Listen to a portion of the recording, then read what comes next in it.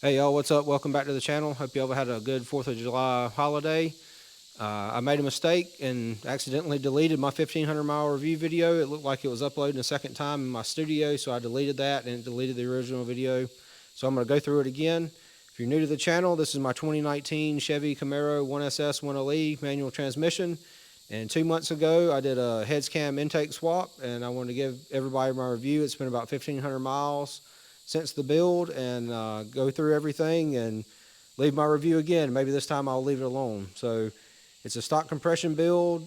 We got the GPI stock ported heads, SS2 LT cam, ported LT2 intake, K-Tech LT5 throttle body, JLT big cold air intake, Speed Engineering long tube headers and 3/4 exhaust, the factory MPP muffler, Mighty Mouse wild catch can, CHE rocker trunnions, GPI's 3/8 push rods, Chevy Performance hydraulic roller race lifter, the Brian Tooley Racing 660 lift valve spring kit, blocked off the DOD, locked out the cam phaser with a 0-degree plug, doing flex fuel sensor.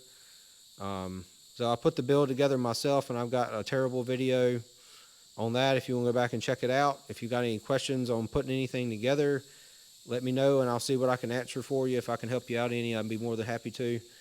But so the most frequently asked question I get, and that I've already answered, is no, this is not a Texas Speed build. Like I said, this is Guatney Performance. They spec'd the build for me, bought all the parts from them except the cam and the cold air intake. The cam I was able to get from a buddy. He had it on his shelf. He went with a different cam at the time. So I was able to get that on a discount, and I was able to get the intake manifold and the porting discounted. So the second most frequently asked question is, how much did it cost? With those two being discounted prices, I spent about $5,700 all in with fluids and everything. So I guess without the discounts, you're probably looking at $6,000 for a build just like this. And if you're going to have a shop do it, you're probably looking at close to $10,000 for the total install. That price doesn't include the headers. I did the headers about 2 years ago.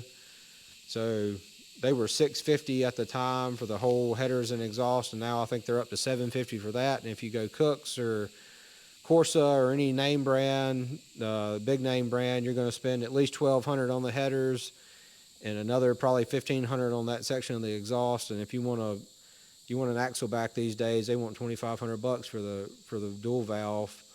So that's just insane. So that's part of the reason why I kept my factory muffler. And if the car's not running, it looks pretty sleeper. Can't tell anything with the hood closed. I'll give you an up-close look at it. Look at the GPI heads. And so I routed my catch can. I got rid of the stock one that goes on the back of the water pump.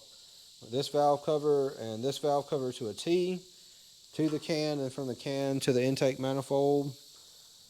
Car's been running great. Haven't had any leaks or issues. You know, you hear things once you do something like this, the dual valve spring and the bigger lift cams, even though this isn't really a big lift cam, but you know, more aggressive than stock. You hear things, you're going to hear a little more valve train noise, which isn't really bad on this car. I left the foam piece out from under the intake manifold. I didn't trim it to fit the LT2, so you can kind of hear the high pressure fuel pump a little louder, but it's just something to get used to, more race car kind of deal. So performance wise, when I first did the headers and exhaust, I went and had the car tuned. The guy I use has a mainline Pro hub. It made 416 horsepower and 405 foot-pounds of torque with just the headers and exhaust and his tune mods. So after the heads cam intake and turning on the E85, we made 530 horsepower and 460 foot-pounds of torque, so a gain of 115 horsepower and 55 foot-pounds of torque at the wheels is pretty huge for an NA build like this. And you know, depending on dyno, it could be less or it could be more, but that's just really a tool. The gain is really that 115 horsepower is what we're really looking at, and it really woke the car up. The car is night and day difference on the throttle. You know, even just driving normally, it wants a little more RPM to shift. You don't want to be down at low RPM. It kind of gets a little cam buck being a manual. Nothing bad, nothing really not bad at all. No more, not much more than stock. It just requires a little more effort on the throttle pedal to make sure you're being smooth and being smooth with the clutch. Um, but it's really, fun factors through the roof for me. It's got the sound at idle, and it's really changed the sound at wide open throttle. The amount of air this thing moving now is dramatically different, and it's really changed the sound of the car. I left a buddy's house the other day, and when I pulled out, he sent me a message that said, "Whoa, man, that thing sounds way different than it did, with just the headers and the exhaust."